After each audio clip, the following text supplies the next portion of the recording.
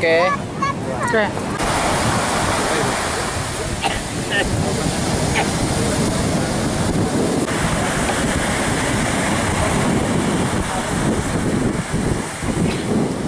Nah, ya.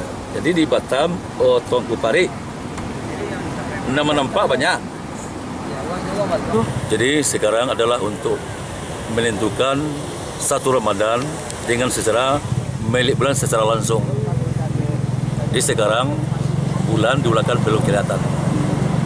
Apakah sudah ada laporan dari Sudah ada laporan dari Batam di Tuanku Parit. Beliau sudah memilih kelihatan hilal sebanyak dengan banyak jamaah.